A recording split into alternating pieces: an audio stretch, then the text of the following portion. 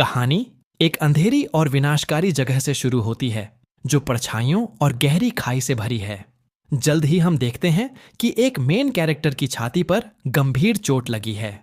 चेहरे पर हल्की मुस्कान के साथ यह बहादुर हीरो अपनी जान बचाने के लिए लड़ता दिख रहा है, लेकिन जल्दी ही हमें पता चलता है कि यह मुस्कान एक निडर चंग टिंग की है। चेहरे पर अनगिनत चोटों के निशान होने के बावजूद वह जो भी उसे चोट पहुंचा रहा है उसका सामना करने का फैसला करता है। उसी विनाश के बीच एक अवर्णनीय प्राणी प्रकट होता है, एक भयानक आकृति जिसका शरीर स्त्री का है लेकिन जिसके पास शैतानी शक्तियां हैं। यह बिना चेहरे वाला प्राणी हमारे बहादुर हीरो को एक अनोखी और डरावनी नजर से घूरता है। उसका शरीर असंख्य अंगों से ढका है और हर हाथ में अलग हथियार दिखाई देता है। बिना हिचकिचाहट यह दुष्ट प्राणी हमारे प्रोटैगनिस्ट को चुनौती देने का फैसला करता है और उसका हमला बेहद विशाल और प्रचंड लगता है। लेकिन हमारा नीली आंखों वाला योद्धा किसी भी चुनौती का सामना करने के लिए तैयार है। अराजकता पास है और लगता है कि पूरे ब्रह्मांड का भविष्य इसी फाइटर पर निर्भर करता है। फिर भी इससे पहले कि हम जान पाते कि यह लड़ाई कैसे खत्म होगी, कुछ अक्षर प्रकट होने लगते हैं। यह किसी भी यादृच्छिक एडवेंचर बुक के अंत जैसा लगता है और हमारी हैरानी की बात यह है कि यह सच में एक एडवेंचर बुक ही थी। हमारा प्रोटैगनिस्ट बिस्तर पर लेटा है और बस एक साधारण लड़का है जो लगता है कि अपने फोन पर एक और उपन्यास खत्म कर चुका है। गहरी सांस लेने के बाद चैंग टिंग समझ जाता है कि जो कहानी वह पढ़ रहा था उसका सच में अंत हो गया है। अधीर होकर वह अपने टैबलेट को स्क्रॉल करता है, यह जांचने के लिए कि कहानी वाकई खत्म हो गई है, और पुष्टि करता है कि ऐसा ही है। उससे भी ज्यादा रोमांच के खत्म होने से नाराज होकर यह टीनेजर टैबलेट को बिस्तर पर फेंक देता है, बहुत चिढ़ा हुआ। जब वह सुबह की पहली पेशाब कर रहा होता है उसके टैबलेट पर एक अलर्ट आता है, लेकिन वह उसे नहीं देखता। लगता है हमारी इस जादुई दुनिया की रोमांचक यात्रा अब शुरू होने वाली है। घंटे बीत जाते हैं और अगले दिन आसमान नीला है। यह दर्शाता है कि एक नया पल शुरू हो चुका है। चैंग टिंग अपने स्टाइलिश कपड़ों में अच्छे से तैयार होकर अपने स्कूल के प्रवेश द्वार की ओर बढ़ता है। हमारा प्रोटैगनिस्ट गहरी चिढ़ दिखाता है क्योंकि उसके स्कूल के सामने कुछ हलचल हो रही है और वह तुरंत सोचता है कि यह कोई प्रदर्शन है। हालांकि हमारा नीली आंखों वाला टीनेजर समझ जाता है कि वह गलत है। उसकी हैरानी के लिए जैसे ही वह भीड़ के पास पहुंचता है उसे पता चलता है कि पूरा का पूरा एक इमारत गायब हो चुकी है। टिंग ठंडा पसीना बहाने लगता है क्योंकि वह अपनी आंखों पर यकीन नहीं कर पा रहा है। उसके सामने एक बहुत बड़ी इमारत होनी चाहिए थी। खालीपन पूरे वातावरण पर हावी हो जाता है और जो एक टीनेजर की जिंदगी का सामान्य दिन लग रहा था वह अचानक से चिंताजनक रूप ले लेता है। चंग टिंग स्तब्ध खड़ा है और समझने की कोशिश कर रहा है कि यह क्या हुआ। तभी उसे एहसास होता है कि उसके आसपास की भीड़ घबराने लगी है। फिर भी चैंग टिंग एक तार्किक सोच वाला इंसान है और कोशिश करता है कि दिमाग से काम ले। शायद कोई नई डिमोलिशन कंपनी कुछ परीक्षण कर रही हो। धीरे धीरे चलते हुए यह टीनेजर अपने स्कूल पहुंचता है और रूम नंबर 16 की ओर बढ़ता है। जैसे ही वह दरवाजा खोलता है चैंग को अचानक एक अनजान प्राणी कूदकर उसके सामने आ जाता है। लेकिन हमारी हैरानी की बात यह है कि वह कोई भयानक राक्षस नहीं बल्कि टिंग का सुनहरे बालों वाला दोस्त है। घबराहट में उसका दोस्त दुनिया के संभावित अंत के बारे में सिद्धांत देने लगता है। फिर भी ब्लॉन्डी की घबराहट के बावजूद चैंग टिंग शांत रहने की कोशिश करता है और उस लड़के से चिढ़ जाता है। पूरे जोश में टिंग का पागल दोस्त उसे दिखाने लगता है कि सोशल मीडिया पर हर कोई इसके बारे में बात कर रहा है। असहज महसूस करते हुए चैंग टिंग अपना सिर खुजाता है और अपने दोस्त से कहता है कि यह बस एक इत्तेफाक होगा। एक अजीब नजर से देखते हुए पागल दोस्त पूछता है कि क्या उसने कभी किताबों में दुनिया के अंत के बारे में नहीं सुना। लगता है दुनिया का अंत सच में करीब है। एक झटके में चैंग टिंग बहस करने की कोशिश करता है, लेकिन उस पल उसके शब्द साथ नहीं देते। व्यंग्य से भरा हुआ टिंग का दोस्त शिकायत करता है कि दुनिया के अंत में भी वह टैबलेट निकालकर उपन्यास पढ़ रहा है। जब वह डिवाइस उठाता है चैंग टिंग को एक डरावना संदेश दिखाई देता है जिसमें लिखा है कि जो किताब वह पढ़ रहा था वह डिलीट कर दी गई है। लेकिन यह कोई साधारण किताब नहीं थी। यह वही किताब थी जिसमें इस संभावित दुनिया के अंत का जिक्र था। दोनों समझते हैं कि उस किताब में भी एक जगह प्रोटैगोनिस्ट्स दुनिया के अंत के बारे में बात करते हैं। उसी पल चांग तिंग की दुनिया ढहने लगती है और कल्पना हकीकत में बदलने लगती है। स्कूल के गलियारों से निकलते हुए वह अपने दोस्त से छुटकारा पाने के लिए एक बहाना बना देता है। उसका दोस्त रोने लगता है जब उसे एहसास होता है कि वह अपने दोस्त को खो देगा। शहर की गलियों में दौड़ते हुए हमारा हीरो याद करने लगता है कि किताब में एक पोर्टल था जो दूसरी दुनिया में जाता था। समय कम था और टिंग को जल्दी करनी थी अगर वह तबाही को रोकना चाहता है। बिना डरे टीनेजर लोगों के बीच दौड़ता है जो सामान्य जिंदगी जीते दिख रहे हैं। उसके सामने ही एक पोर्टल था जिस पर नंबर 1 लिखा था। तेज सांस लेते हुए एक बूढ़ा आदमी उससे कुछ कहने आता है। किताब में बताए गए स्थान पर पहुंचकर चांग तिंग याद करने लगता है कि कहानी में यह कैसे हुआ था। उसे तुरंत याद आता है कि कुल 999 पोर्टल थे जो एक भयानक अंतरिक्षीय गहरी खाई से जुड़े थे, और किताब के अनुसार आज रात 12 बजे गहरी खाई के अंधकार से भयानक जीव पृथ्वी पर हमला करेंगे। भयावह और अवर्णनीय रूप से ताकतवर राक्षस जीवित हो उठेंगे और आतंक पूरे ब्रह्मांड पर छा जाएगा। अलग अलग स्तर के भयानक राक्षस ग्रह पर आक्रमण करेंगे और यहां तक कि ताकतवर लोग भी उन्हें नहीं रोक पाएंगे। किताब में बताया गया था कि इन राक्षसों के आने पर केवल एक ही रास्ता बचाव का होगा, बुराई के खिलाफ रक्षकों का एक संगठन जो मानवता को बचाने के लिए एकजुट होगा। यह एकमात्र मौका था। सबसे पहले जो जीव आएंगे वे स्तर 1 के राक्षस होंगे, भयानक विनाशकारी भेड़िए जो सब कुछ निगल जाते हैं। चांग तिंग सोचने लगता है कि क्या वह अपनी किताब के प्रोटैगनिस्ट की तरह इतना ताकतवर हो पाएगा। उसे याद था कि स्तर 2 के राक्षस अकथनीय जल जीव होंगे। भले ही उसे यकीन न हो कि चीजें किताब की तरह ही होंगी, टिंग को लगता था कि वह लड़ाई के लिए पर्याप्त मजबूत है। हमारा हीरो अपने पास जो है उससे कुछ जरूरी सामान खरीदने का फैसला करता है। किसी राक्षस से लड़ना आसान नहीं होगा, इसलिए उसे कुछ औजारों की जरूरत होगी। एक लड़की उसके पास से गुजरती है और पहचानती है कि यह स्कूल का लड़का है। तभी कोई गुस्से में आकर उस लड़की पर चिल्लाने लगता है कि उसे अब घर जाना चाहिए। इतने में ही टिंग वहां से चल जाता है। उसने जो सामान खरीदे थे उससे एक कब्ज बना लिया था और अपनी तेज चाकू की ओर देखता है। उसे समझ आता है कि वह अब भी नर्वस है और उसे हिम्मत जुटानी चाहिए। अब वक्त आ गया था रात का, जैसा कि किताब में लिखा था, पर वहां कोई भी नहीं था। लड़ाई शुरू होने में बस 20 मिनट बाकी थे और टिंग दुश्मन को मारने के लिए तैयार था। लड़ाई का समय आ गया था और किताब की तरह ही टिंग समझ जाता है कि पोर्टल खुल चुका है और कोई भी सुरक्षित नहीं है। गहरी खाई से भयानक जीव निकलकर उस पर हमला करने आते हैं। जैसा कि भविष्यवाणी थी, पोर्टल खुला और अब मानवता को परिणामों का सामना करना है। एक भयानक आकाशीय रोशनी चमकती है जो दर्शाती है कि चीजें कहानी से कहीं ज्यादा बड़ी होंगी। लेकिन उसकी बदकिस्मती यह थी कि सिर्फ एक रोशनी नहीं बल्कि कई लाल रोशनियां पूरी शहर को ढक लेती हैं। आंखें फैलाकर वह समझ जाता है कि यह कोई मजाक नहीं है। समय आ गया था। उसके सामने एक भयानक जंगली जीव प्रकट होता है जो एक भेड़िया जैसा है, लेकिन डरावना, पशुवत और बेहद हिंसक। पहली बार हमारा प्रोटैगनिस्ट अपनी नसों में डर महसूस करता है और यह सच में वापसी का कोई रास्ता न होने जैसा पल था। रात अंधकार से घिर जाती है और चांग तिंग समझ जाता है कि यह भेड़िया सच में गहरी खाई से आया है। किताब की तरह ही यह जीव लाल रस का प्यासा है और हीरो को नष्ट करने के लिए कुछ भी कर सकता है। पूरी तरह कांपते हुए भी टिंग उस भयानक जानवर के सामने शांत रहने की कोशिश करता है। शिकारी आंखों वाला वह जानवर हमारे योद्धा को देखता है जो बिल्कुल असुरक्षा नहीं दिखाता। इससे पहले कि चांग तिंग तैयारी कर पाता, भयानक गहरी खाई का भेड़िया उस पर तेजी से हमला करता है। उसी पल उसे एहसास होता है कि यह कोई खेल नहीं बल्कि असली लड़ाई है और रात का जानवर सीधे उसकी ओर आ रहा है। तेजी से योद्धा बच निकलता है और जैसे सबसे अच्छा बचाव हमला होता है, बहादुर चांग तिंग अपना भाला पकड़कर भेड़िए का सामना करने को तैयार हो जाता है। बिना 2 बार सोचे वह अपने अस्थायी भाले को जानवर के पेट में घोंप देता है, जिससे उसका सारा गंदा तरल हवा में फैल जाता है।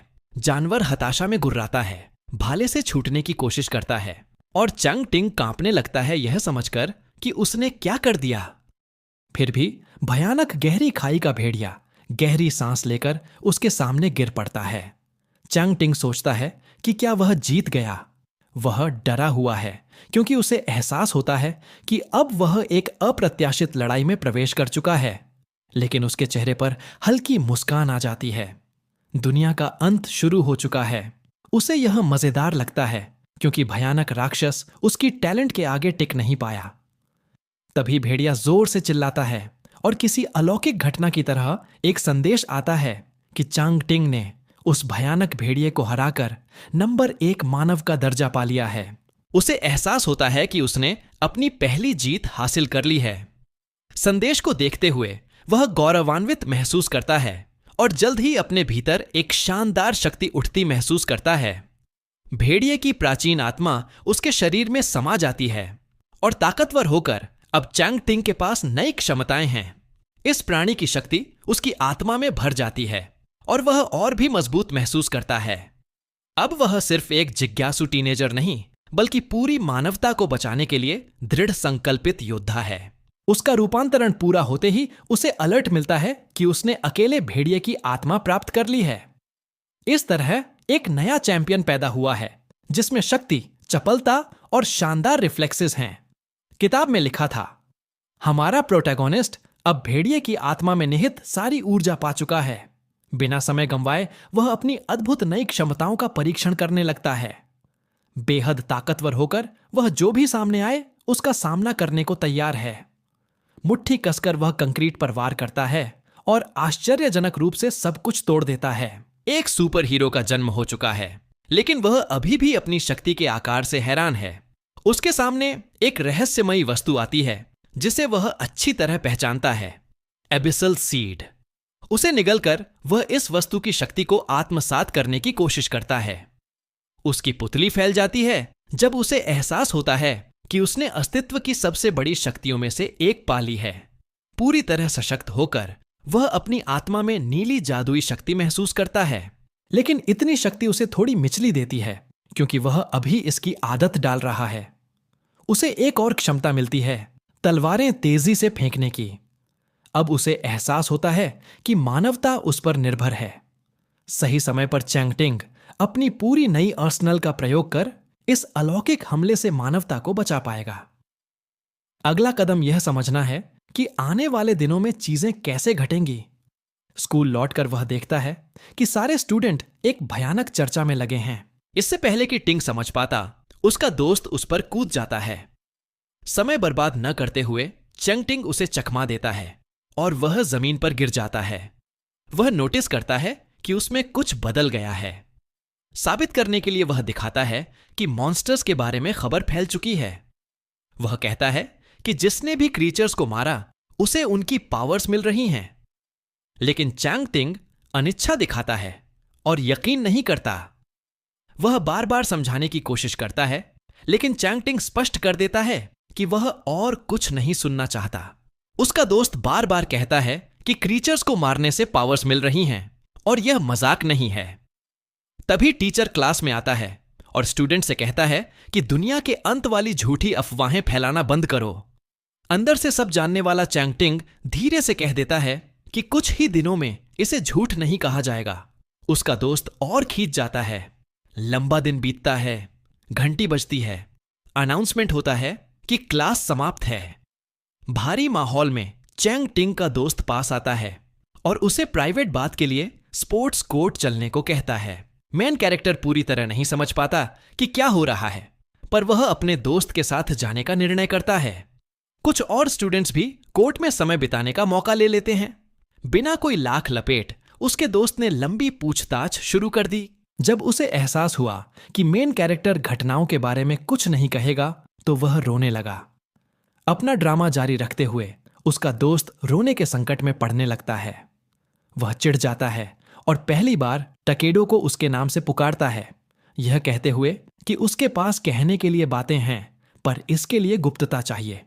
वह अपने दोस्त से शिकायत करता है, यह कहते हुए कि वह सच में भरोसेमंद इंसान है। अब ताकत से भरे टीनेजर ने अपने दोस्त से कहा कि ध्यान दे कि वह केवल अपनी उंगली के सिरे से क्या कर सकता है, सिर्फ सीढ़ी के एक हिस्से को छूते ही वह तुरंत बिस्कुट की तरह टूट गया। उसका दोस्त लगभग हार्ट अटैक से गुजर गया जब उसने देखा कि उसके दोस्त ने सिर्फ अपनी उंगलियों के सिरों से कंक्रीट का टुकड़ा तोड़ दिया। और बिना देर किए टिंग ने आखिरकार अपने दोस्त को पूरी सच्चाई बता दी, साफ करते हुए कि उसने नई क्षमताएं हासिल की हैं। टकेडो अपने दोस्त से और अधिक मोहित होता दिखता है, खासकर जब उसने महसूस किया कि वही हाथ भेड़िए को हराने वाले थे। जब वह अपने दोस्त का हाथ पकड़े था तो क्लास की सुंदर लड़की उस पर शक की नजर से देखती है।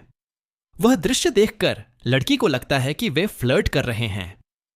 मेन कैरेक्टर अपने दोस्त से कहता है कि 3 दिनों में मॉन्स्टर्स फिर से शहर पर हमला करेंगे और उन्हें तैयार रहना होगा। वह लड़का भी तैयार होना चाहिए ताकि वह भी अपने दोस्त की क्षमताएं हासिल कर सके। हालांकि चैंग टिंग बार बार साफ करता है कि यह केवल दोस्तों के बीच का राज रहना चाहिए। उस बातचीत के बाद समय धीरे धीरे बीतता है। घर वापस जाते समय मेन कैरेक्टर बार बार याद करता है कि अगला हमला यहां से दूर होगा। उसे उस भयानक मॉन्स्टर का सामना करने के लिए तैयारी करनी होगी जो एक विशालकाय वानर जैसा दिखता है। हालांकि उसे तैयारी करनी ही होगी क्योंकि इस मॉन्स्टर की क्षमताएं कहीं अधिक शक्तिशाली हैं। एबिसल डेप्थ्स से आने वाला अगला मॉन्स्टर एक भयानक गोरिल्ला है, पर यदि मेन कैरेक्टर सही कदम उठाए तो वह उस क्रीचर को हरा सकेगा और नई पावर्स हासिल कर लेगा। उसके विचारों को अचानक एक आवाज रोक देती है। ध्यान से देखने पर पता चला कि वह उसकी चाची ही थी। लड़के की चाची ने उसका हाथ पकड़ लिया और उसे अपने घर पर खाना खाने के लिए बुलाया। मेन कैरेक्टर खींचा हुआ लगता है और पूछता है कि क्या उस समय उसका चाचा घर पर है। चाची को स्थिति समझ में आती है और वह अपने भतीजे से शांत रहने को कहती है। चिढ़ते हुए मेन कैरेक्टर उसका धन्यवाद करता है, पर उसे पता है कि अब वह खुद को अकेले ही बचा सकता है। अपनी भतीजे को देखते हुए वह नोटिस करती है कि वह चिढ़ा हुआ अपने घर की ओर बढ़ रहा है। मेन कैरेक्टर का घर पूरी तरह बिखरा हुआ था। वहां शराब की बोतलें बिखरी हुई थीं और खाने के अवशेष पड़े थे। एक लाल बालों वाला लड़का कहता है कि चैंग टिंग घर पर नहीं है। लड़के का पिता, जो शायद उसका चाचा है, शराब पीते हुए उसका मजाक उड़ाता है। वह शराबी यह दावा कर रहा है कि यह घर उसी का है, जबकि असल में वह घर मेन कैरेक्टर का है। अचानक ही हीरो ने दरवाजे पर जोरदार लात मारी, जिससे दोनों बदमाश डर गए। गुस्से से और अपनी पूरी ताकत के साथ टिंग नाराज हो गया जब उसने अपने चाचा को उस हालत में देखा। उसका शरारती कजन अपने पिता की रक्षा करने उठ खड़ा होता है, पर केवल शराबी पिता का हाथ उठाना ही उसे चुप कराने के लिए काफी था। उसका अजीब चाचा मेन कैरेक्टर के पास आता है और स्थिति शांत करने की कोशिश करता है।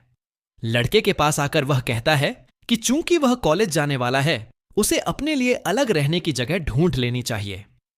लड़के के चेहरे पर चेक दिखाते हुए उसका बदमाश चाचा उसे रिश्वत देने की कोशिश करता है ताकि वह घर छोड़ दे और मेन कैरेक्टर कुछ जवाब दे। इससे पहले ही उसका बिगड़ैल कजन बातचीत में कूद जाता है। जानते हुए कि उसके पास इन मूर्खों को हराने की शक्ति है, टिंग उन्हें चेतावनी देने की कोशिश करता है कि असल में उन्हें ही यहां से जाना चाहिए। समझते हुए कि उसे धमकाया जा रहा है, उसका चाचा भतीजे की हिम्मत पर गुस्सा हो जाता है। शांत रहने की कोशिश में मेन कैरेक्टर उनके सामने यह तथ्य उछालता है कि उन्होंने कभी उसके माता पिता की मदद नहीं की।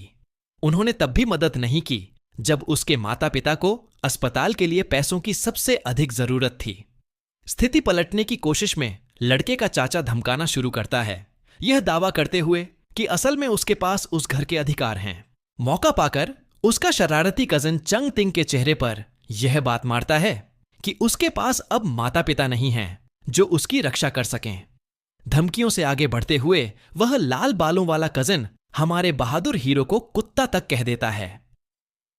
अपनी पूरी शक्ति को रोकने की कोशिश करते हुए मेन कैरेक्टर अपने कजन से कहता है कि चुप हो जाओ और जो कहा उसे वापस लो।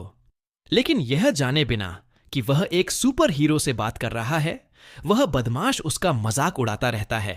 सिर्फ वही नहीं, बल्कि वह हरामी चाचा भी मजाक उड़ाता रहता है।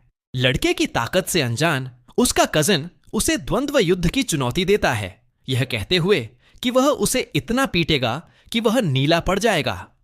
और उनके तैयार होने से पहले ही टीनेजर ने अपनी मुट्ठियां भींच लीं और अपने घटिया चाचा के चेहरे पर घूंसा मार दिया। लड़के का पंच खाते ही उसका शरीर जमीन पर जा गिरा, जिससे उसका कजन डर से कांप उठा। बदमाश चिल्लाता है और हाथ में कांच की बोतल पकड़कर उसे चैंग के सिर पर मारने की कोशिश करता है, पर अचानक ही उसे सीधा पेट में एक शानदार लात लगी। बिना रुके हमारे चैंपियन ने सुनिश्चित किया कि उस बिगड़ैल को एक लेसन मिले। पूरा शरीर कांपते हुए शरारती छोटा कजिन दर्द से तड़पते हुए लड़के को गालियां देता है। उस सारी बातचीत का धैर्य न रखते हुए मेन कैरेक्टर वहां से निकलकर सीधे अपने कमरे की ओर चला जाता है। जमीन से उठते हुए अब चाचा और कजिन दोनों दर्द में रो रहे थे, जिन्हें लड़के ने बुरी तरह पीटा था। हालांकि उसके पास और भी गंभीर समस्याएं सुलझाने को थीं। उसे अपना सामान पैक करना होगा क्योंकि अगला हमला पास ही है। फिर भी वह यह साफ कर देता है कि वह चाहे कुछ भी हो अपने माता पिता की याद का बदला लेगा। हाथ में सूटकेस लिए वह बदमाशों के पास से गुजरता है और तुरंत ही घुसपैठियों का ध्यान खींच लेता है। यह घोषणा करते हुए कि वह जा रहा है, मेन कैरेक्टर चेतावनी देता है कि उनके पास फैसला करने के लिए केवल 3 दिन होंगे। जहां वे घायल हुए थे, उन पर हाथ रखे दोनों ओर अधिक आक्रामक हो जाते हैं। वह सोच रहा था कि क्या मेन कैरेक्टर सचमुच घर छोड़ रहा है। अब उसका चचेरा भाई गुस्से और बदले की प्यास से भरा हुआ है। वहां से दूर चंग टिंग एक बहुत सुंदर जगह पर पहुंचता है जो किसी होटल जैसी लगती है। रिसेप्शनिस्ट के पास जाकर मेन कैरेक्टर कहता है कि वह अगली 2 रातों के लिए एक कमरा चाहता है। एक लड़की मोहक नजरों से उसे केवल ठहरने से ज्यादा कुछ और ऑफर करती है, जैसे कि एक प्राइवेट मसाज। इस पेशकश से शर्मिंदा होकर चैंग टिंग सोचने लगता है कि क्या यह होटल किसी स्टूडेंट के लिए सही जगह है। घबराई हुई रिसेप्शनिस्ट उसकी त्वचा को छूने की कोशिश करती है, लेकिन जल्दी से मेन कैरेक्टर अपना हाथ पीछे खींच लेता है क्योंकि उसे इसकी उम्मीद नहीं थी, और लड़की समझ जाती है और उसे कमरे का नंबर दे देती है। खिड़की से देखने पर पता चलता है कि यह जगह काफी अश्लील माहौल वाली है। भारी सांसें लेते हुए चैंग टिंग किसी चीज पर ध्यान लगाए हुए है। अगले दृश्य में एक लड़की अजीब आवाजें करती हुई दिखती है, लेकिन गलत मत समझो, वह आवाजें पास के कमरे से आ रही थीं। लगता था यह होटल उसकी उम्र के यंग मैन के लिए उपयुक्त नहीं था, लेकिन अब पीछे मुड़ने का कोई रास्ता नहीं था। फिर भी पास के कमरे से आती आवाजें असहनीय होती जा रही थीं। कमरे नंबर 210 के अंदर और लोग भी इस शोर से परेशान थे। 2 महिलाएं शिकायत कर रही थीं कि उन्हें इस शोर को किसी बड़े उद्देश्य के लिए सहना पड़ रहा है, लेकिन गुलाबी बालों वाली लड़की सकुरा सामा जो सुन रही थी उससे और ज्यादा परेशान हो रही थी। गुस्से में यंग सामा ने मियो से सवाल किया। मियो छोटे सफेद बालों वाली महिला थी। ज्यादा अनुभवी दिखती मायो लड़की को सलाह देती है कि उसे गहरी सांस लेनी चाहिए, लेकिन ऐसा लगता है सामा को और चिढ़ होती है। मायो हल्की सी मुस्कान देती है और कहती है कि इस स्थिति के बारे में ज्यादा कुछ नहीं किया जा सकता।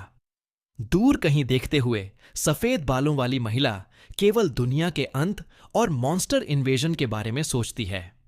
अब वह मजबूती से सामा की तरफ देखती है और कहती है कि उसे मजबूत होना पड़ेगा। लड़की सिर हिलाकर कहती है कि वह संभाल लेगी। फिर मायो कहती है 10 सेकंड तक सांस लो, लेकिन यंग सकुरा सामा को यह तरीका और ज्यादा गुस्सा दिलाता है क्योंकि मियो बहुत शांत अंदाज में सब संभाल रही थी। 2 दिन बीत जाते हैं और अब रात हो चुकी है। आधी रात नजदीक है। हम देखते हैं कि टिंग अपने दोस्त के साथ उस जगह खड़ा है जहां सब कुछ होना है। मेन कैरेक्टर को पूरा भरोसा है कि यहीं पर क्रीचर्स आएंगे। टेकेडो गहरी सांस लेकर पूछता है कि क्या उसका दोस्त यकीन से कह सकता है कि वह अंधेरे के इन खतरनाक बीइंग्स को हरा पाएगा। उसका डरपोक दोस्त तुरंत कहता है कि अगर कुछ खतरनाक हुआ तो वह भाग जाएगा, लेकिन हमारा हीरो उसे भरोसा दिलाता है कि वह सब संभाल लेगा। यह देखकर चैंग टिंग सोचता है कि आखिर वे अभी भी दोस्त कैसे हैं। अपनी चमकती हुई डिवाइस निकालकर वह कंफर्म करता है कि अटैक होने में ठीक 30 मिनट बाकी हैं। उसी पल हीरो को याद आता है कि किताब के हिसाब से सब कुछ ऐसे ही होना चाहिए, लेकिन उसकी हैरानी बढ़ जाती है जब अचानक कुछ अनपेक्षित हो जाता है। चैंग टिंग अपने दोस्त की गर्दन पकड़कर उसे छिपाने की कोशिश करता है क्योंकि कुछ आने वाला होता है। उसकी आंखों के सामने वही 2 लड़कियां नजर आती हैं जो होटल में थीं, और वह तुरंत सामा को पहचान लेता है। उन्हें देखकर मेन कैरेक्टर यकीन नहीं कर पाता, क्योंकि किताब में उनका जिक्र नहीं था। दोस्त समझ नहीं पा रहे थे कि वे वहां क्यों हैं। गहरी सांस लेकर टिंग जवाब ढूंढने की कोशिश करता है और तुरंत समझ जाता है कि वे भी एबिसल मॉन्स्टर्स की तलाश में हैं। दोनों तरफ देखते हुए मियो और साकुरा सामा खुद को चैलेंज के लिए तैयार कर लेती हैं। गहराई से सोचने पर टकेडो को याद आता है कि उस लड़की का परिवार स्पेशल पुलिस का हिस्सा है।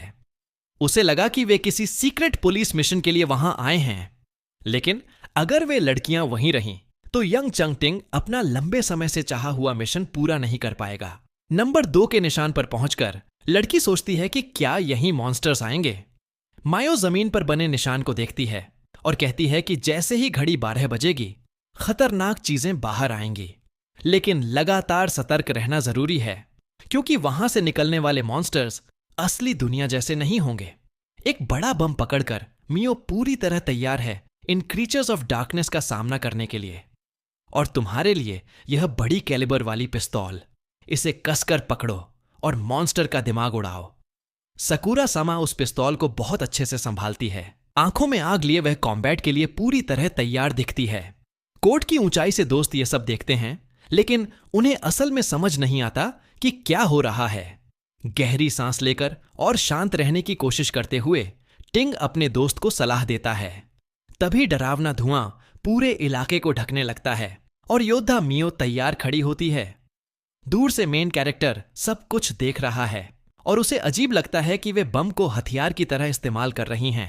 उन्हें अब तक नहीं पता था, लेकिन सबसे पहला मॉन्स्टर जो आने वाला था वह और भी ज्यादा हिंसक होगा। फिर भी चंग टिंग तैयार था कि अगर कुछ भी हुआ तो वह उनकी रक्षा करेगा। घड़ी तय समय के करीब पहुंच रही थी और साथ ही बम का टाइमर भी सेट हो चुका था। गिनती लड़की के मुंह से शुरू होती है। जैसे ही घड़ी ने 12 बजाए, सकुरा सामा और मियो दोनों खतरे का सामना करने के लिए तैयार थीं। उसी जगह एक भयानक कर्स डाला जाता है और काली शक्तियां सबके सामने प्रकट होती हैं। पोर्टल खुलता है और पूरा माहौल कॉस्मिक हॉरर में बदल जाता है। किसी के तैयारी करने से पहले ही 2 क्रीचर्स अबिस की गहराइयों से बाहर आ जाते हैं। चेहरे पर मुस्कान लिए चंग टिंग उन लड़कियों को कोसता है कि वे मॉन्स्टर के अटैक के लिए तैयार नहीं थीं। तुरंत ही अविश्वसनीय मियो बम का रिमोट पकड़ती है और बिना सोचे बटन दबा देती है। एक बड़ा विस्फोट होता है जिससे पूरी इमारत की नींव हिल जाती है। इंटरगैलेक्टिक धूल से जगह भर जाती है और आखिरकार दोनों लड़कियां जश्न मनाती हैं, लेकिन मुस्कान के लिए अभी भी वक्त जल्दी है। अटैक की पोजीशन में दोनों लड़कियां मिलकर उस क्रीचर का सामना करती हैं जो अब भी जिंदा है। लगता है बम के धमाके से सिर्फ पहला मॉन्स्टर ही मरा था। दूसरा भयानक बीइंग यह समझते ही कि उसे इन शापित लोगों को खत्म करना है, इंसानी मांस की प्यास लिए दौड़ पड़ता है। लेकिन उसे उम्मीद नहीं थी कि योद्धा मियो पहले से ही कॉम्बैट के लिए तैयार है। अपने शक्तिशाली लेजर वेपन से लड़की उस खतरनाक क्रीचर पर गोली चलाती है। गोली का नतीजा देखने से पहले वे उस अस्वस्थ जगह से भागने का फैसला करती हैं। भयानक दैत्य बिना किसी दया के उन लड़कियों पर हमला करने लगता है। जोरदार मुक्का फेंकते हुए वह मुश्किल से हमारे वॉरियर के चेहरे को चूकता है। क्रीचर जमीन की तरफ देखता है और एक विशाल पत्थर नोटिस करता है जिसे अटैक हथियार की तरह इस्तेमाल किया जा सकता था। बिना देर किए वह भारी कंक्रीट का टुकड़ा लड़कियों की तरफ फेंक देता है। मियो की पीठ पर जोरदार चोट लगती है और वह गिर जाती है। वह सकुरा सामा से भागने की विनती करती है, क्योंकि उसे नहीं पता कि वह और टिक पाएगी या नहीं। उस पल यंग सामा उसकी आंखों में देखती है और उसे उठने की प्रार्थना करती है। तभी वह लड़की देखती है कि वह भयानक बीस्ट सीधा खड़ा होकर अपना मुक्का उठाता है। दर्द जानने वाली सफेद बालों वाली लड़की दया की पुकार करती है। तुरंत गुलाबी बालों वाली सामा अपनी आंखें बंद कर लेती है, क्योंकि वह अपनी दोस्त को कुचला हुआ नहीं देखना चाहती। एक गूंजती हुई आवाज पूरे माहौल को भर देती है और अचानक हमारा सेवियर वहां प्रकट होता है। उस भयानक बीस्ट पर निर्दयता से हमला करता है। दीवार पर फेंका गया डरावना गोरिल्ला कुछ समय के लिए बेहोश हो जाता है। मजबूत और ताकतवर यंग हीरो लड़की के सामने खड़ा होता है और साफ कर देता है कि वह उसकी रक्षा के लिए कुछ भी करेगा। उसके हाथ कांप रहे थे क्योंकि इस बार उसे सचमुच चोट लगी थी।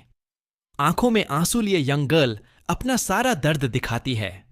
इससे पहले कि वह मियो के शरीर की तरफ देखे, उसे जल्दी पता चलता है कि वह ठीक है और यह उसका अंत नहीं है।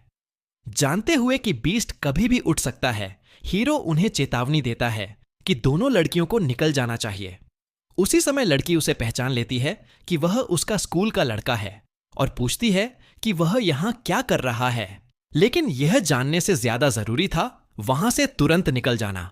तभी वह भयानक क्रीचर परछाइयों से उठता है और हमारे हीरो पर घातक वार करता है।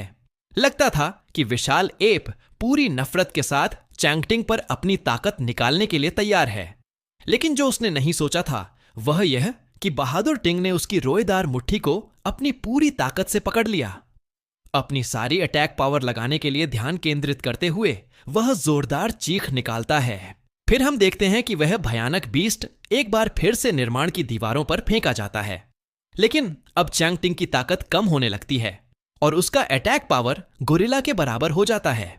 पर इसका भी एक समय सीमा थी और वह अपना गुप्त हथियार निकालता है। विशाल बीस्ट हमारे लेजेंडरी फाइटर को घूरता है और सोचता है कि वह उसे खा जाएगा। लेकिन हमारा हीरो अपनी तेज स्पीयर लेकर कूदता है ताकि उस प्रेडेटर को नष्ट कर सके। क्रिएचर कुछ कर पाता उससे पहले यंग मैन गोरिल्ला की खाल को घातक वार से फाड़ देता है, जिससे रस चारों तरफ फूट पड़ता है। अब क्रीचर कुछ नहीं कर सकता और उस ताकतवर वार से दर्द में कराह उठता है। वह वार इतना मजबूत था कि बीस्ट का सड़ा हुआ शरीर संक्रमित तरल बहाने लगता है और उसकी शक्ति खत्म होने लगती है। जैसा हमारे वॉरियर ने उम्मीद की थी, उसके सामने एक मैसेज आता है जो उसे अटैक के लिए बधाई देता है। बीस्ट ने जैसे ही सारी शक्ति खो दी, चैंगटिंग को शानदार हमले का इनाम मिलने लगा। एक नई एबिलिटी तुरंत अनलॉक हो गई थी उस खूनी वार के बाद। दोनों सकुरा सामा और मियो यह देखकर चौंक गए। चैंगटिंग जैसा चाहता था सब कुछ वैसा ही हो रहा था जैसा किताब में लिखा था। अपने काम पर और ज्यादा गर्व करते हुए चैंगटिंग प्रशंसा पाने के लिए पोज देता है, पर उसे उम्मीद नहीं थी कि बातूनी टकेटो शिकायत करना शुरू कर देगा। इससे परेशान होकर चैंगटिंग अपने दोस्त की तरफ एक बड़ा जंप लगाता है। सुनहरे बालों वाले डरपोक को गर्दन से पकड़ते ही चैंगटिंग के मन में एक ख्याल आता है। उनकी डील याद आ जाती है और टिंग चाहता है कि उसका दोस्त भी नई एबिलिटीज पाए। लेकिन डरपोक दोस्त हिम्मत जुटा पाता उससे पहले ही उन्हें आवाज सुनाई देती है। वो लड़कियां अब भी वहां थीं, जबकि लगभग उनकी प्लान बिगाड़ चुकी थी। दोनों की तरफ चलते हुए उन्होंने सामा को बचाने के लिए शुक्रिया कहा, पर याद दिलाया कि मॉन्स्टर। तुरंत चैंगटिंग ने बीच में ही रोककर साफ कर दिया कि फर्क नहीं पड़ता कि वह क्या कहने वाली थी। पर मियो जिद पर अड़ी थी मॉन्स्टर के शरीर को लेकर सौदेबाजी करने की। डर से कांपते हुए और किसी भी झगड़े से बचने की कोशिश करते हुए टकेटो माहौल शांत करने की कोशिश करता है। उसे चुप कराने के लिए चैंगटिंग उसे अपना शक्तिशाली हथियार पकड़ा देता है। अब दोस्त के लिए अपनी डील पूरी करने का समय है। बिना ज्यादा सोचे टकेटो मॉन्स्टर की त्वचा में भेद देता है और जैसा उम्मीद थी अभी तक डरपोक रहा टकेटो नई एबिलिटीज पा लेता है। हमले से डरे दुबले लड़के ने चीख लगाई ताकि मॉन्स्टर हिले नहीं। अपने दोस्त से तंग आकर चैंगटिंग उसे डांटता है कि काम एक बार में खत्म कर दे। अब सकुरा सामा समझ गई कि इससे उन्हें कोई फायदा नहीं मिलने वाला और मियो चैंगटिंग को धमकाती है बदला लेने की घोषणा करते हुए। मियो नफरत भरे शब्द कहकर वहां से चली जाती है।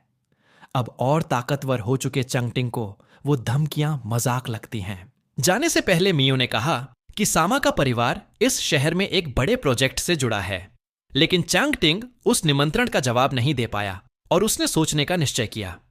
मियो ने धन्यवाद दिया और कहा कि अगर जरूरत पड़ी तो वह सकुरा सामा से संपर्क करे। लड़कियों के जाते ही चैंगटिंग ने लंबी सांस ली और राहत महसूस की। अब समय था चैंगटिंग के लिए उस बीज को निगलने का। तेजी से चैंगटिंग ने उस शक्तिशाली रत्न को निगल लिया, बिना जाने कि तुरंत शक्ति उसके शरीर में दौड़ जाएगी। अब वह पहले से कहीं ज्यादा ताकतवर बन चुका था। हाथ हिलाते ही उसने खुद को और ज्यादा मजबूत महसूस किया। उसकी शक्ति सच में बढ़ रही थी और उसे कमाल का एहसास हो रहा था। उसी समय उसका दोस्त टकेटो भी समझने लगा कि हालात सच में गंभीर होते जा रहे हैं। अपनी मीठी और सरल शैली में चैंग टिंग ने अपने साथी को शांत करने की कोशिश की। साथ ही उसने कहा कि जो टूल मिला है वह बहुत मदद करेगा। जल्द ही समझ में आ गया कि वह स्लिंगशॉट मॉन्स्टर्स को नुकसान पहुंचा सकता है। मुस्कुराते हुए चैंग टिंग ने महसूस किया कि स्टैट्स बहुत शानदार हैं। थोड़ी देर सोचकर टकेटो ने कहा कि पिस्टल के साथ उसे ज्यादा सुरक्षित लगता है। अब उसे लगता है कि वह ज्यादा स्मार्ट है। सच तो यह है कि वह सिर्फ अपने दोस्त का आभारी था। एक दूसरे को गले लगाकर दोनों दोस्त होटल लौटे। उधर दूर गाड़ी में बैठी मियो ने सकुरा सामा से असफल होने पर माफी मांगी। सफेद बालों वाली लड़की ने निश्चय किया कि वह अब दूसरा रास्ता अपनाएगी। अपने कम्युनिकेटर में उसने हमारे हीरो का नाम लिया और बदला लेने की कसम खाई। उधर होटल में दोस्तों के बीच असहजता बढ़ रही थी क्योंकि उन्हें बगल के कमरे से आवाजें आ रही थीं। टकेटो और असहज होकर पूछता है कि क्या वाकई इस शोर वाले कमरे में रहना जरूरी है। हाथ उठाकर वह कहता है कि उसके पास थोड़े पैसे हैं। चैंग टिंग कहता है कि उसके पास भी थोड़े पैसे हैं, पर जल्द ही पैसे का कोई मतलब नहीं रहेगा। सुनहरे बालों वाला दोस्त शरारती नजर से उसे देखता है और पहले से समझते हुए कि मामला कहां जा रहा है, चैंग टिंग कहता है कि वह उसे फोन इस्तेमाल नहीं करने देगा जो वह सोच रहा है। शर्मिंदा होकर सुनहरा दोस्त कहता है कि उसने कुछ कहा ही नहीं और सोचा भी नहीं। तभी दरवाजे पर कोई दस्तक देता है और जोर से रूम सर्विस चिल्लाता है। भूखा चैंग टिंग किसी और चीज की परवाह किए बिना खाने के लिए तैयार हो जाता है। डिलीवरी लेते समय वह देखता है कि कौन आया है। एक बेहद खूबसूरत औरत उसे साहसी नजर से देख रही थी, मानो कुछ और चाहती हो। दूर से ही वह चैंग टिंग को मीठे शब्द कहती है। थोड़ा शर्मिंदा होकर चैंग टिंग को यह प्यारा लगता है और वह घबरा जाता है। कमरे में लौटकर उसने गहरी सांस ली। खाना खाते हुए उसे याद आया कि सुबह सूरज सबकी आंखों के सामने गायब हो जाएगा। उसी समय हरी रोशनी ग्रह की ओर आएगी और सब लोग उसे एमरल्ड सन कहेंगे। एमरल्ड सन निकलते ही पूरा ग्रह हरा हो जाएगा और एक आवाज घोषणा करेगी कि अब पृथ्वी एबिसल अंडरवर्ल्ड की है।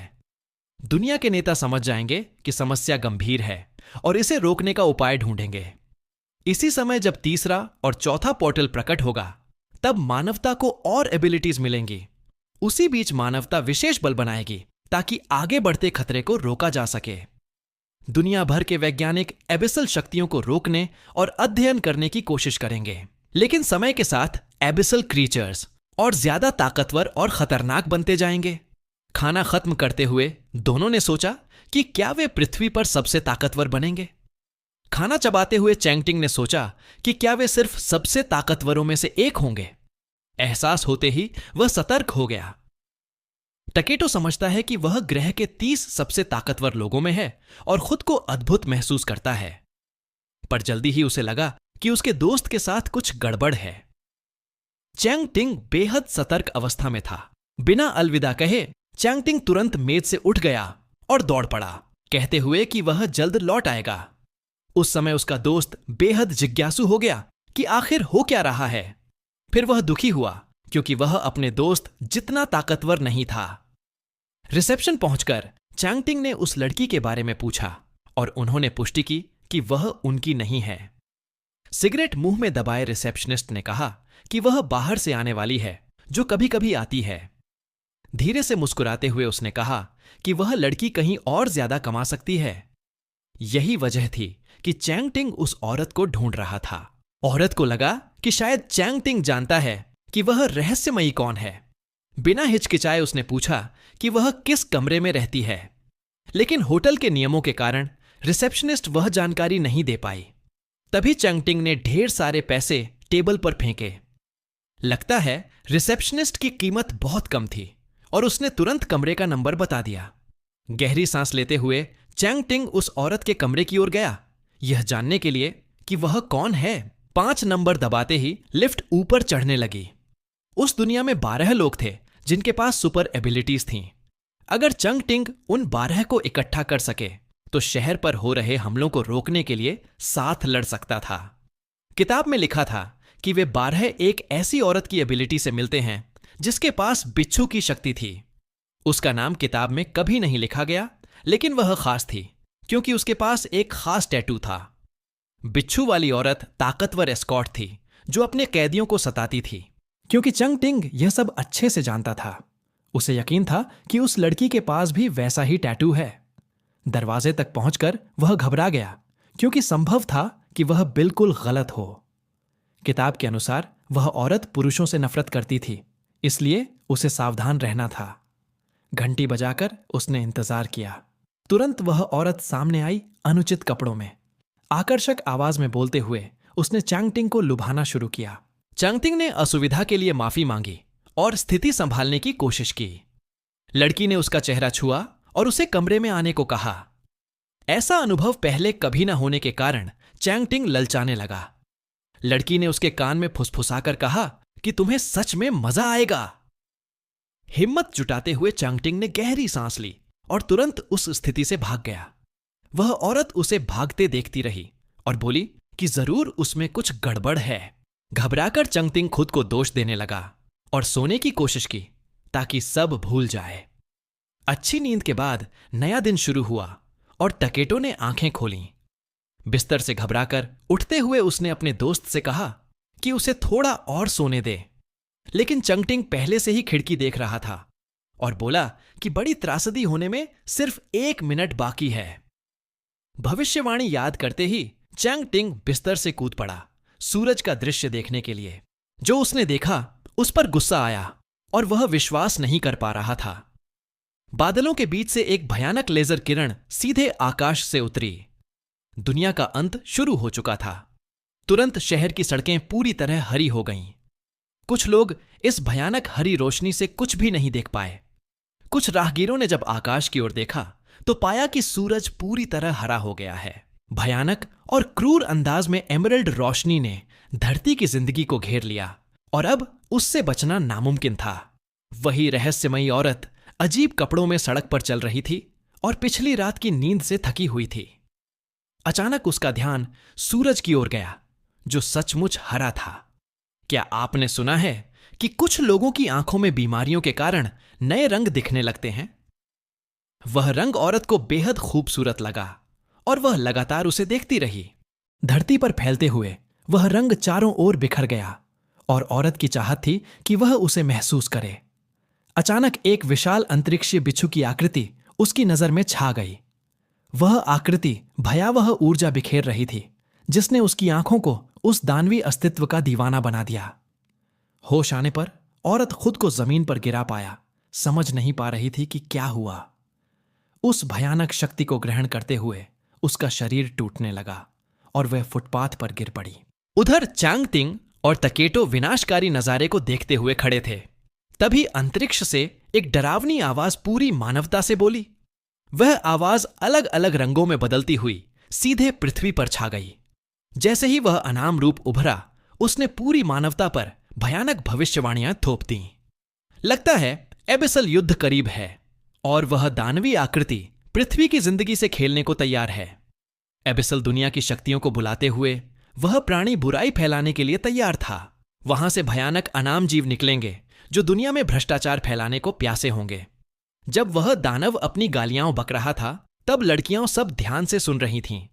999 पोर्टल्स खुलेंगे और उनमें से भयानक मॉन्स्टर्स पृथ्वी पर हमला करने आएंगे।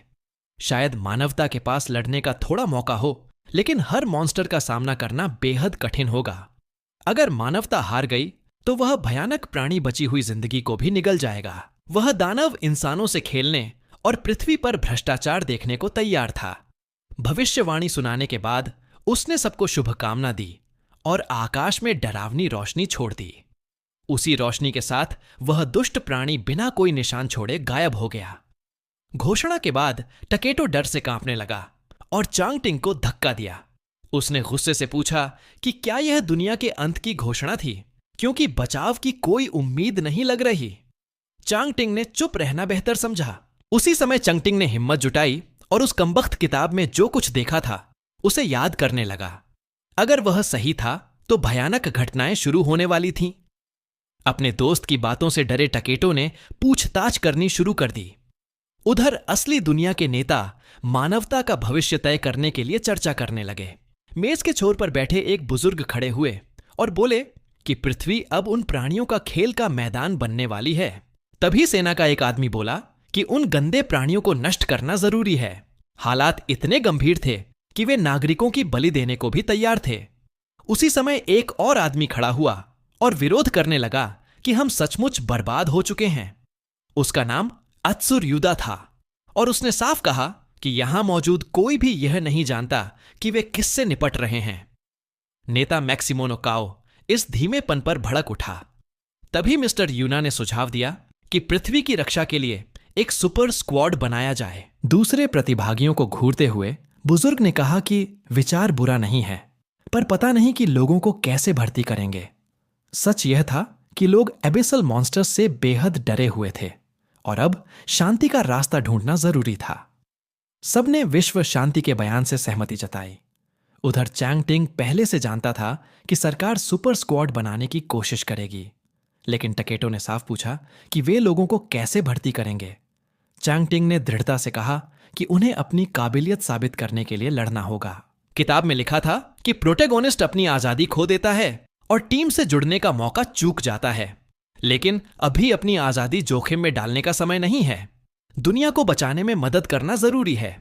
पर टकेटो अब भी सोच रहा था कि वे यह सब कैसे कर पाएंगे। पहले कदम में चैंग टिंग को कोई काम ढूंढना होगा ताकि आने वाले हफ्तों में खुद को संभाल सके। पर वह और उसका दोस्त समझ नहीं पा रहे थे कि वही उसका काम कैसे होगा। अब समय था चंग टिंग के शराबी चाचा का सामना करने का। यह सुनते ही चंग टिंग तैयारी करने लगा, जो उसे झेलना था। टकेटो ने कहा कि उसका दोस्त और गुस्से में होता जा रहा है और याद दिलाया कि वे हीरो हैं, खलनायक नहीं। चंग टिंग जानता था यह बात, पर वह बदला लेने और अपने तरीके से बहादुर बनने को तैयार था। मूर्ख लोग डरे हुए थे कि जैसे ही वे घर पर काबिज हुए वैसे ही एबिसल हमला हो गया। लगता था कि चचेरा भाई शक करता है कि चंग टिंग अच्छी तरह जानता था कि वह क्या कर रहा है। दुनिया खत्म हो रही थी, लेकिन वह शराबी सिर्फ पल का मजा लेना चाहता था। बिना उनकी नजर में आए एक आवाज उठी। उसी समय चाचा समझ गया कि क्या हो रहा है और उसने साफ देखा कि वह उसका घटिया भतीजा है। मदद के लिए चिल्लाने से पहले उसने देखा कि उसका बेटा दीवार से टकराकर चकनाचूर हो गया। हाँ, वह बेरहमी से मारा जा चुका था। यह सब इतनी जल्दी हुआ कि सोचने तक का समय नहीं मिला। जब उसने सामने चंग टिंग को देखा, बिना हिले चंग टिंग ने कहा कि अब अगला वही होगा। लड़के को अपराध करते देख चाचा ने धमकी दी कि वह कातिल है। चंग टिंग ने जवाब दिया कि हां, वह जानता है। जान बचाने के लिए वह घटिया चाचा परिवार का हवाला देने लगा, लेकिन चंग टिंग को उन गंदी बहानों से कोई फर्क नहीं पड़ा। सारी नफरत से चैंग टिंग ने चिल्लाकर कहा कि वही उसकी सारी बुरी हालत का जिम्मेदार है। चाचा के और करीब जाकर टिंग अपनी जिंदगी का सबसे बड़ा बदला लेने को तैयार था। चाचा दया की भीख मांग रहा था और कह रहा था कि सब भूल जाओ। तलवार निकालकर चंग टिंग सब खत्म करने को तैयार हुआ, लेकिन चाचा चिल्लाया कि उसे पता है किसने मिसान को मारा। यह सुनकर चंग टिंग को ऐसा लगा जैसे किसी ने उसके चेहरे पर मुक्का मारा हो। वह इस जानकारी की उम्मीद नहीं कर रहा था। डर से चाचा ने साफ कहा कि उसे पता है किसने चंग टिंग की मां को मारा। और ज्यादा गुस्से में चंग टिंग की आंखें चमक उठीं और उसने जवाब मांगा। चाचा ने दया मांगते हुए कहा कि किसी चीफ कटू का भतीजा नशे में गाड़ी चला रहा था और उसने उसकी मां को टक्कर मार दी। और जवाब पाने के लिए बेताब चंग टिंग ने पूछा कि वह घटिया आदमी यह सब कैसे जानता था। चाचा ने कहा कि एक बार जब वे साथ पी रहे थे तो चीफ ने नशे में यह राज बताया था। तभी चंग टिंग समझ गया कि पुलिस ने उसकी मां की मौत की जांच क्यों नहीं की। सब बता देने के बाद चाचा ने दया मांगी कि उसे मत मारो। जैसे ही चाचा जाने वाला था, उसने चंग टिंग को धन्यवाद कहा, लेकिन देर हो चुकी थी और अचानक उसे अजीब लगा। भयानक तरीके से चंग टिंग की तलवार उसके सीने में जा ढंसी। वार बिल्कुल सटीक और घातक था। अपनी करतूत का जश्न मनाते हुए चंग टिंग ने अपने उपकरण देखे और वह गर्व से भर गया। लेकिन उसी समय उसका दोस्त घर आ गया और जो देखा उस पर चौंक गया। चंग टिंग ने सफाई दी कि वैसे भी बहुत लोग जल्द मरने वाले हैं। अब उन्हें अगली 2 हफ्तों के लिए तैयारी करनी थी। बैग पहनकर वे नई यात्रा के लिए तैयार हो गए। एक दूसरे को देखते हुए उन्हें भरोसा था कि वे इस नए चुनौती के लिए तैयार हैं। अभिवादन करके उन्होंने पुष्टि की कि अब लड़ाई का समय है। जल्दी ही 2 हफ्ते गुजर गए और मेयो और सकूरा सामा कार में बात कर रहे थे। कयामत आ रही थी और वे आगे की योजना पर चर्चा कर रहे थे। सामा इन सबसे थोड़ा असहज थी। सड़क पर ध्यान से देखते हुए उन्हें कुछ भयानक दिखाई दिया। उनकी कार तेजी से भागी और जोर की आवाज की। तभी हमने देखा कि एक लंबा और हैंडसम लड़का हर चीज से चौंक गया। जो भी हो, लड़कियां बिना डरे तुरंत गाड़ी रोक देती हैं। जल्दी से दरवाजे खोलकर दोनों गाड़ी से कूदकर उस रहस्यमयी लड़के की ओर बढ़ी। मुस्कुराते हुए वह आकर्षक लड़का बोला कि आखिरकार तुम दोनों आ ही गए। गुस्से से भरे चेहरे के साथ वे बस उस लड़के को घूरते रह गए। अचानक सकूरा सामा को कुछ याद आया। उसी समय साफ हो गया कि वह हैंडसम लड़का और कोई नहीं बल्कि पहले का डरपोक असाही टकेटो है। लगता है कि एबिलिटीज ने उसकी शक्ल बदल दी थी और अब वह पहले से कहीं ज्यादा आत्मविश्वासी था। मियो ने कहा, मैंने पढ़ा था कि ऐसा होता है, पर यह कुछ अजीब है। अचानक से कहीं से एक भारी बैकपैक प्रकट होता है, जैसे किसी ने उसे हवा में फेंक दिया हो। बिना किसी के उम्मीद किए वह भारी बैकपैक सीधे टकेटो पर गिरता है, जो तुरंत विचलित हो जाता है। पहले से भी ज्यादा आकर्षक युवा चंगटिंग अपनी दोस्त का ध्यान खींचता है और कहता है कि लड़की की कार में बैठ जाओ। उनके आमंत्रित करने से पहले ही हमारा नायक पीछे की सीट को एडजस्ट करता है और गाड़ी में बैठने लगता है। इस युवक का यह आकर्षण उसके दोस्त की नजरों को लगातार प्रभावित करता रहता है। गाड़ी में अजीब सी चुप्पी भरने से पहले कुशल ड्राइवर बहादुर से बातचीत शुरू करता है। लड़के को पता था कि तीसरा और खतरनाक पोर्टल शहर के पार्क में प्रकट होगा। फिर समय आ गया कि वे चारों उस स्थान की ओर बढ़े। जब घड़ी 12 बजने वाली थी, वे उस जगह पर पहुंच रहे थे। जैसे ही वे पोर्टल के पास पहुंचे, उन्होंने जमीन पर 3 का निशान देखा। भले ही उन्हें जगह मिलने की उम्मीद थी, लेकिन लड़की फिर भी डर गई, यह देखकर कि युवक सच में सही था। जो सुना उसे पसंद करके युवक ने कहा कि जब और लोग मौजूद हों तो उसे और तारीफ मिले। लेकिन सच्चाई यह थी कि लड़की लड़के का अहम बढ़ाने के मूड में नहीं थी। अब ध्यान भटकाने का समय नहीं था, क्योंकि 30 मिनट से कम में तीसरा पोर्टल खुलने वाला था। बिना शर्म महसूस किए सुनहरे बालों वाला दोस्त अगली क्षमता मांगता है जो पोर्टल देगा, लेकिन उसका दोस्त तुरंत उसे रोक देता है ताकि उसकी बेढंगी हरकत सब खराब न कर दे। जैसे ही 12 बजे पोर्टल खुल गया और उसमें से भयानक जीव निकलने लगे। जो आने वाला था उसे अच्छी तरह जानते हुए युवक सबको तैयार रहने की चेतावनी देता है। इस बार मेयो और सामा दोनों पूरी तरह सतर्क हो गए। अचानक कहीं से एक घिनौना और चिपचिपा जीव आकार लेने लगा और उसे देखना बेहद घृणित था। लेकिन टकेटो की हैरानी की बात यह थी कि चिपचिपा प्राणी उसकी उम्मीद से कहीं ज्यादा बड़ा था। अपने दोस्त की खराब आदतों को जानते हुए चंगटिंग उससे कहता है कि गड़बड़ मत करना।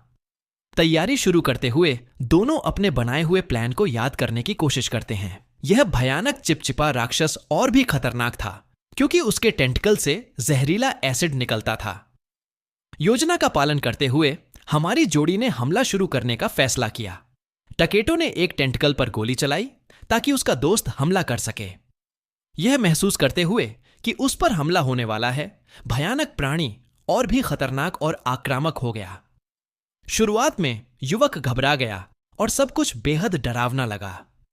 उसके दोस्त की फितरत को जानते हुए हमारा नायक उसे हिम्मत देता है और ज्यादा उग्र होकर वह अंधकारमय प्राणी हमला शुरू कर देता है। उसके भयानक टेंटिकल सीधे टकेटो और उसकी पिस्तौल की ओर बढ़ते हैं। राक्षस को घूरते हुए युवक गहरी एकाग्रता करता है। पूरी तल्लीनता के साथ वह गोली चलाता है और साफ करता है कि यह हमला विश्व शांति के लिए है। उसकी कौशल अद्भुत थी, क्योंकि उसने ठीक उसी टेंटिकल पर गोली मारी जैसा पहले योजना बनाई थी। उसी क्षण हमारे चैंपियन को कार्रवाई में उतरने का समय आ गया।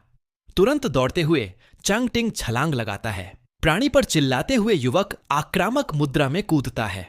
उसकी तेज और धारदार तलवार उस घिनौने जीव का बड़ा टुकड़ा काट देती है। लगता है यही उसकी कमजोरी थी और वह उनकी आंखों के सामने पिघलने लगता है। दृश्य देखते हुए दोनों लड़कियां पूछती हैं कि क्या वे आखिरकार राक्षस को खत्म कर पाए। जांच करने के बाद युवक अपना हथियार सामा की ओर फेंकता है ताकि वह काम पूरा करे। पूरी ताकत से लड़की भाले को उस चिपचिपे शरीर में घुसा देती है, लेकिन अचानक टकेटो अपने दोस्तों की ओर जोरदार चीख लगाता है। कोई समझ नहीं पाता और सब आपस में सवाल करने लगते हैं, पर उससे पहले कि वह वजह बताए, उनकी ओर एक बड़ा धमाका हो जाता है। सकुरा सामा को अपनी बाहों में उठाए हमारा नायक समझने की कोशिश करता है कि अब क्या हो रहा है। तभी एक गहरी पुरुष आवाज गूंजती है और कहती है कि हमला शानदार था। वह हरामी जो सामने आया कहता है कि वह उन्हें मारने वाला था, लेकिन इस बार जाने देगा। यह प्राणी मेरा है, वह बेशर्मी से कहता है। चारों दोस्त उस गंदे आदमी को देखते हैं जो उस राक्षस के पास जा रहा था जिसे उन्होंने हराया था। लेकिन विजयी युवक यह बर्दाश्त नहीं करता और नफरत से उसे घूरता है। जो हो रहा था उससे चिढ़कर चंगटिंग पूछता है कि उसे इस जगह का पता कैसे चला। मियो पसीने से तरबताता है कि जानकारी लीक हो गई होगी, लेकिन वह कमीना इस स्थिति पर मजाक उड़ाने लगता है। सबसे चौंकाने वाली बात यह थी कि किताब में यह सब ऐसे नहीं हुआ था, जिससे हमारा नायक डर गया। ऐसा लगता है कि कहानी नए हालात और समय के अनुसार बदल रही है। बिना डरे वह गुंडा युवक के करीब आता जा रहा था। हमारे नायक को जड़ होते देख वह कमीना उसे और चिढ़ाता है। गहरी सांस लेते हुए लड़का शांत रहने की कोशिश करता है। चंगटिंग को गहरी सांस लेते देख वह आदमी पूछता है कि ऐसा क्यों कर रहा है।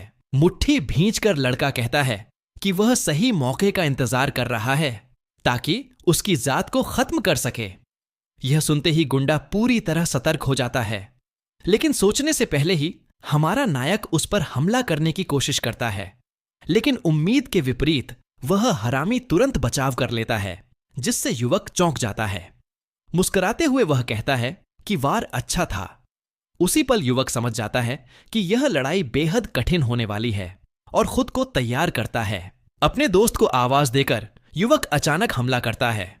गुंडे पर दया किए बिना टकेटो अनगिनत सुनहरी गोलियां चलाता है, लेकिन तभी वह ताकतवर अजनबी अपने हाथ आगे कर उन गोलियों को रोक लेता है।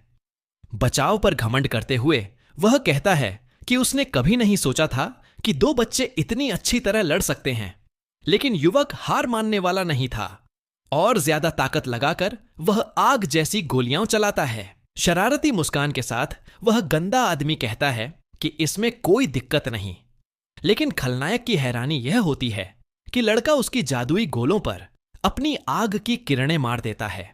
इसके अलावा टकेटो ने उस घमंडी हरामी के हाथ पर सटीक वार किया। बच्चों से घायल होने की उम्मीद न करने वाला अजनबी गुस्से से भर जाता है।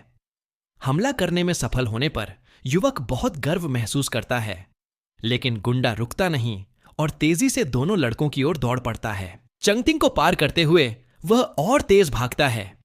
अचानक वह सुनहरे बालों वाले लड़के के सामने रुकता है और उसकी आंखें चमकती हैं। पूरी ताकत से मुट्ठी भींचकर वह टकेडो के चेहरे पर जोरदार मुक्का मारता है, लेकिन उस अजनबी की ताकत इतनी भयानक थी कि युवक का शरीर तेजी से उड़ गया।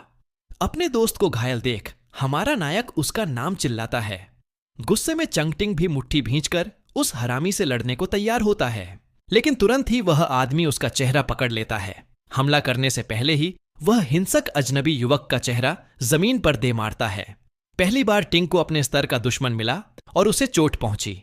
आंखों में बैंगनी लपटें लिए गुंडा फिर हमला करने को हाथ उठाता है। वह खुद को बचाने की कोशिश करता है, लेकिन वार बेहद ताकतवर होता है। नतीजतन उसका चेहरा बुरी तरह कुचल जाता है और उसे गहरी पीड़ा होती है।